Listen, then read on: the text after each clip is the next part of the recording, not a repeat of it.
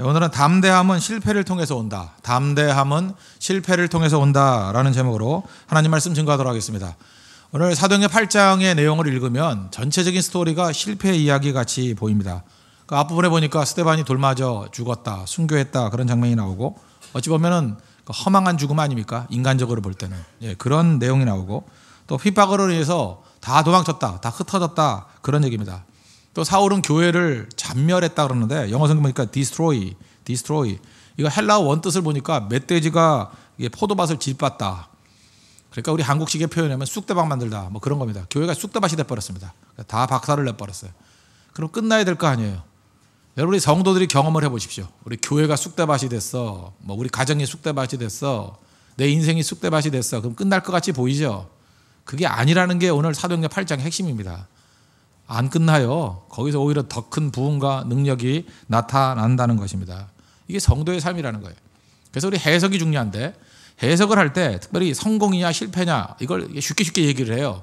근데 성공과 실패를 이야기할 때 두 가지 방법인데 하나는 감각적으로 말할 때가 있고 또 하나는 목적 지향적으로 이야기할 때가 있습니다.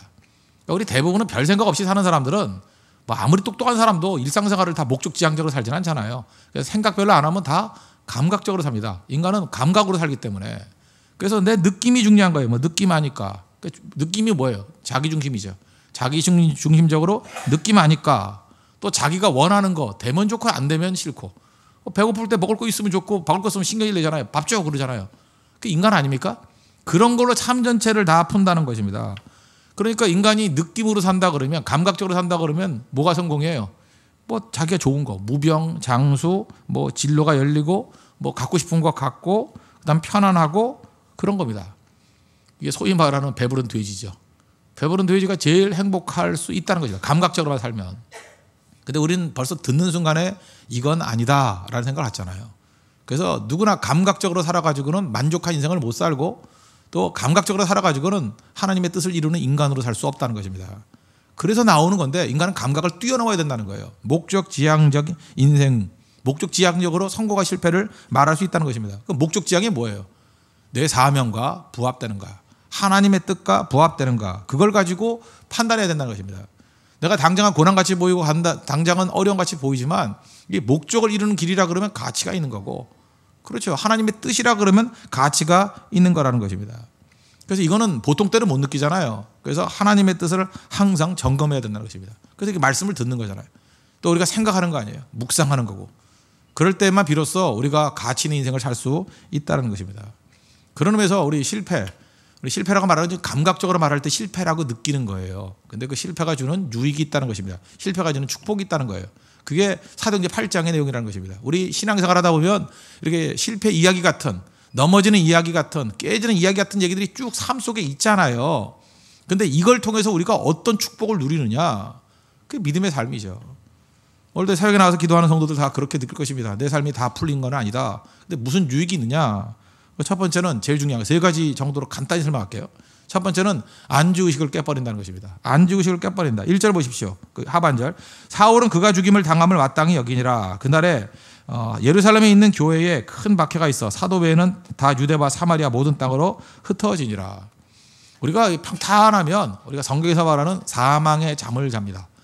사망의 잠이에요. 잠을 자는데 죽게 만드는 잠이에요. 그래서 사망의 잠 그러고 또 우리 뭐 옛날에 그런 얘기 많이 들었죠. 주전자 속의 개구리. 뭐 1도씩 높여가면 뜨거운 줄 모르고 그냥 가만히 있다 삶아 죽는다면서 뭐 해보진 않았지만 뭐 그럴 듯한 얘기죠. 어쨌든 그 개념이 뭔지는 아시겠죠. 안주하다가 삶아 죽는 개구리 될 수 있다는 것입니다.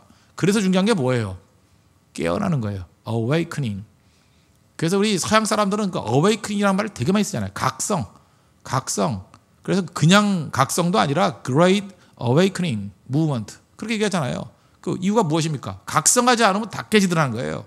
각성이 뭐예요? 깨어나는 거. 깨어나게 만드는 가장 큰 능력이 어디에 있습니까? 그게 환난과 핍박이 있다는 거예요. 자극이 있다는 거예요. 우리는 다 알잖아요. 정신이 얼마나 중요한지. 정신이 살아나야 됩니다. 정신이 깨어나야 됩니다. 그런데 하나님께서 우리 정신을 어떻게 깨워요? 육체를 통해서 깨우는 거예요. 육체를 통해서. 그래서 우리가 정신이 몽롱할 때 참으로 세수해버리지 않습니까? 육체를 자극함을 통해서 정신이 번쩍 살아나잖아요. 마찬가지로 우리 인생도 이렇게 육체적인 자극을 통해 가지고 하나님께서 우리 정신을 깨우는 게 목표라는 것입니다. 예루살렘 교회 보십시오. 모든 게 다 좋은 거예요, 환경이. 그래서 여러분들 환경이 너무 좋은 게 가장 좋은 베스트 조건이냐? 그렇지 않다는 것입니다. 예루살렘 교회 보십시오. 일단은 부흥이 막 일어났어요. 부흥이 일어날 때 얼마나 신납니까? 그죠? 뭐 3,000명, 5,000명. 거기다가 사역자들이 얼마나 좋아요. 목사님들이 너무 좋아요. 그죠? 뭐 설교 준비할 필요도 없는 사람들이에요. 베드로 뭐 예수님과 함께 거닐다가 뭐 이런 얘기하면 다 끝나는 거고. 요한 뭐 예수님 품에 안겼더니 예수님 뭐 심장이 어떻게 뛰더라. 이런 얘기만 해도 다 듣고 싶잖아요. 그 사도들이 사역자였어요. 사도들이. 그리고 교제 좋지요. 밤낮 오면 떡 주죠. 빵 주죠. 시루떡 주죠. 얼마나 좋아요. 그냥 가면. 모든 걸 다 먹여주고 관계 좋고 그다음에 예루살렘이잖아요. 시온 아니에요. 시온. 시온의 중심. 뭐 뭐든지 베스트 아닙니까? 그렇게 좋은데 거기를 떠날 리가 없잖아요. 여러분 잊지 마세요. 사람은요 본질적으로 우리 일반 사회에서는 그냥 모험적이지 않다. 이게 맞는 얘기고 우리 신학적으로 표현한다 그러면 사람은 본래 선교적이지 않습니다. 사람은 그냥 놔두면 절대 선교적이지 않아요. 선교 떠나지 않아요. 선교할 생각 없어요.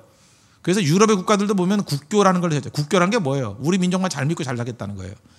국교 의식은 좋은 게 아닙니다. 넘어서야 되는데 인간은 이게 넘어서려고 그러지 않습니다. 그냥 그 안에 안주하려고 그러지.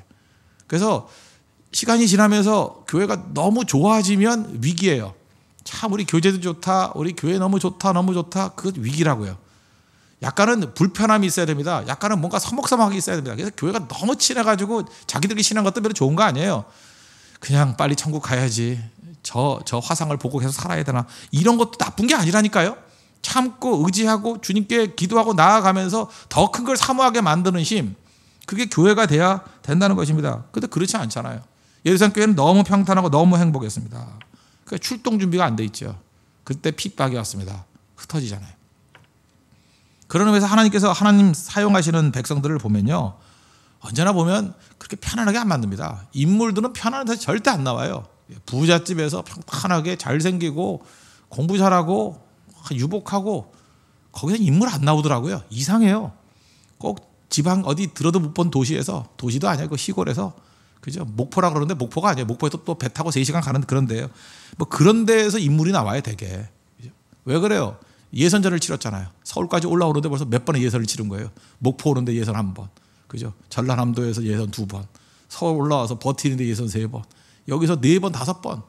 그러면서 많은 그 싸움들이 있어가지고 승리하게 되더라는 것입니다.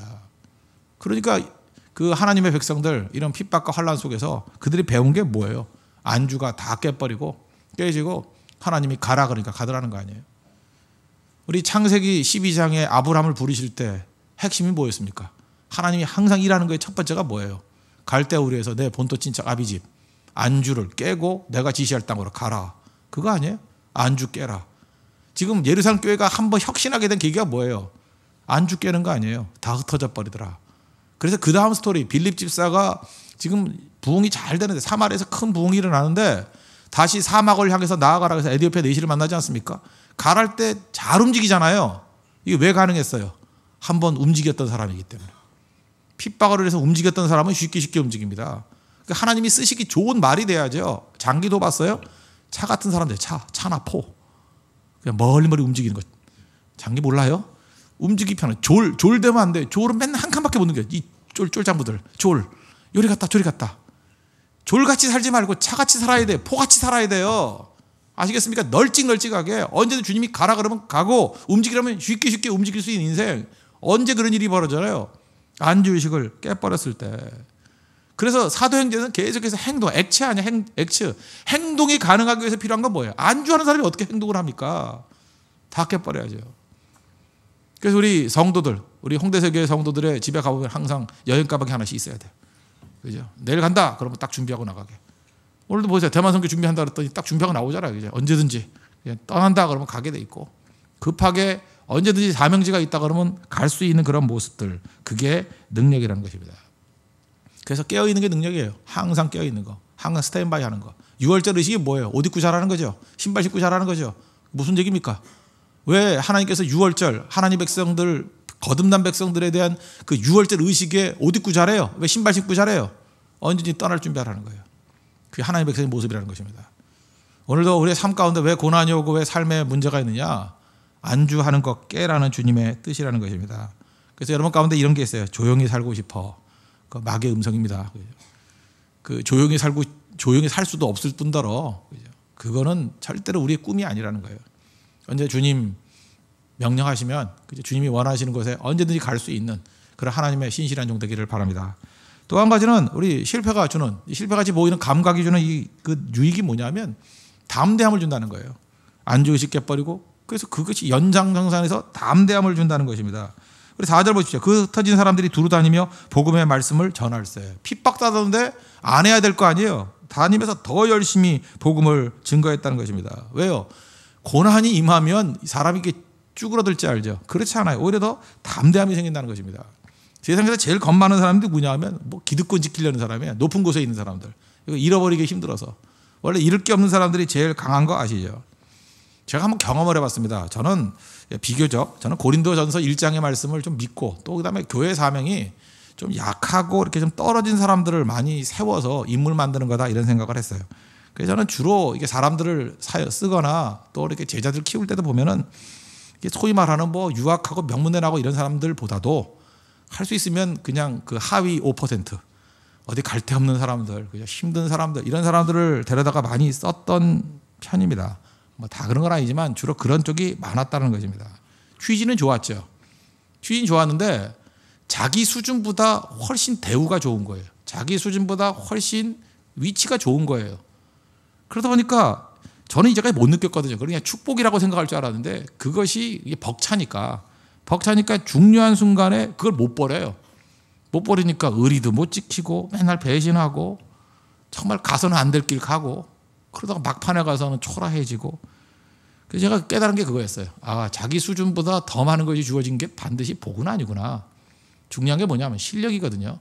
실력을 길러주는데 더 집중했어야 옳은 거지. 실력보다 훨씬 많은 대우가 있으니까 사람을 배신자 만들고 의리를 저버리는 사람 만들고 아무것도 아니더라고요. 그래서 깨달은 게 뭐냐면 의리는 여러분 의리 지키고 싶습니까? 실력이 있어야 의리를 지킬 수 있어요. 왜 그러냐? 실력이 있으면 여기 떠나도 안 죽는다. 여기 떠나도 내가 살 길이 있다라고 하니까 의리도 지킬 수 있는 거지. 이것 때문에 하면 죽는다고 생각하니까 사람이 참 초라해져 버리더라고요. 잊지 마십시오. 그 고난을 피하니까 그래. 고난 당해본 사람은요. 그게 별거 아니라는 거 알거든요. 왜 그래요? 하나님이 도와주시니까. 여러분 그런 경험 많이 하죠. 우리 자녀가 요즘에 몇 명 없지만 자녀들이 이렇게 많아 보시죠. 많아 보면 사고 치는 애하고 부모하고 친해요. 그거 아시죠? 맨날 깨고 넘어지고 뭐 피 흘리고 뭐 이런 애들 그럼 부모가 먼저 갈 거 아니에요. 학교 때도 보면요. 선생님들하고 제일 친한 애들이 누구예요? 맨날 사고 치는 애들. 이제 싸우고 병 깨고 이런 애들. 선생님들 걔네들 이름 다 알아요. 그 왜 그렇습니까? 어려움 당하니까. 어려움 당했을 때 우리 때는 뭐 퇴학이라 이런 게 별로 없었거든요. 다 돌봐주고 진짜 선생님과 학생과의 끈끈한 관계가 있었어요. 그럴 때 걔네들 가운데 큰 사업하는 애들이 많더라고요. 이유가 뭐냐면 바닥을 체험하니까 바닥에서도 안 죽는다는 걸 깨닫거든요. 참 중요한 거 아닙니까? 우리 인생도 마찬가지예요. 우리가 언제 하나님을 제일 깊이 만나죠? 참 순종하고 헌신했을 때 하나님을 더 느끼기보다는 물론 하나님이 도와주시죠. 그런데 우리는 착각에 빠져요. 하나님이 도와서 승리한다기보다는 착각에 빠져요. 내 능력이 대단해 승리한다. 그런데 실패합니다. 깨집니다. 내 능력이 완전히 제로가 돼버려요. 그럼 내 능력은 없다는 거 알잖아요. 근데 안 죽어요. 근데 이렇게 세워줘요. 그때 느끼는 게 뭐죠? 아, 하나님이 나를 붙들어 주시는구나. 하나님 나를 인도해 주시는구나. 시편 23편 4절 마찬가지죠. 내가 사망의 음침한 골짜기를 다닌다 할지라도 해를 두려워하지 않는 것은 주께서 나와 함께 하시리라. 주께서 지혜 지팡이와 막대기로 나를 안위하시나이다. 그걸 언제 깨달아요? 바닥에 있을 때 깨닫는 것입니다. 그래서 그거 별거 아니라는 걸 깨닫게 돼요. 그래서 여러분들 절대 자녀들 양육할 때나 여러분들 개인적으로 실패 두려워하지 마십시오. 실패 때 하나님을 더 많이 만나요. 바닥일 때 하나님을 더 깊이 만난다니까. 하나님 체험하고 싶습니까? 바닥까지 내려가십시오. 실패할 자리 일부러 가보라고요. 실패 안 해요. 이렇게 세워주신다고요. 푸른 불에 들어가 보라고요. 거기 걸어 나오게 만들어요. 우상에게 그 바쳐진 음식 먹지 말아보라고요. 하나님이 더 포동포동 살찌게 만들어줘요. 또 살찌는 거 싫어하는 사람이 할 수 없지만 그죠? 더 멋지게 만들어준다고요. 요즘에 이제 겨울철 됐으니까 스키 많이 타시죠. 스키장 갈 때마다 제가 느끼는 게 뭐냐. 그 레슨하는 거 보니까 제일 먼저 가르치는 게 뭐예요? 스키장 가서 제일 먼저 초보 1차적으로 배우는 게 뭐예요? 걷는 거, 넘어지는 거예요. 넘어지는 것부터 가르쳐요. 뭐 일로 넘어져 이렇게 팍팍 쓰러지는 거. 쟤네들 왜 쓰러지나 그랬더니 넘어지는 거 이렇게 좀 타다가 넘어지고 또 타다가 넘어뜨리는 거. 낙법이에요, 낙법. 왜냐? 넘어져도 안 죽는다는 걸 깨닫는 거예요. 이렇게 넘어져야 안 다치게 넘어지는 법이다. 그래서 넘어지는 것에 더 익숙해지면은 넘어지는 게 재밌을 정도로 돼버리면 그 다음에 스키 타는 게 보이는 거예요. 제가 그때 비슷한 얘기 했잖아요. 그러니까 공중 그네 타기도 똑같다고. 떨어지는 연습해야 그네가 보인다고. 하나님 앞에서 여러분들 그 넘어지는 게 두렵지 않은 게 얼마나 큰 힘인지 아십니까? 시편 23편 4절의 고백이 얼마나 강한 건지 알아요? 사망의 음침한 골짜기를 간다 할지라도 해를 두려워하지 않는다는 게 얼마나 강한 능력인지 알아요? 그렇다면 많이 넘어지라고요. 제발 벌벌 떨지 말고 20대 여기 젊은이들 있지 않습니까? 실패해봐요. 아무것도 아니에요. 그거 아무것도 아니라고. 상관 들어가면 믿음의 부딪힘을 해봐요. 아무것도 아니에요. 아무것도. 아시잖아요. 이거 술 퍼마시고 그 쫓겨날까 못할까 그렇게 두려워 떠는 당뇨 140 넘는 부장님이 뭐 무서워요? 그거 뭐 무서워?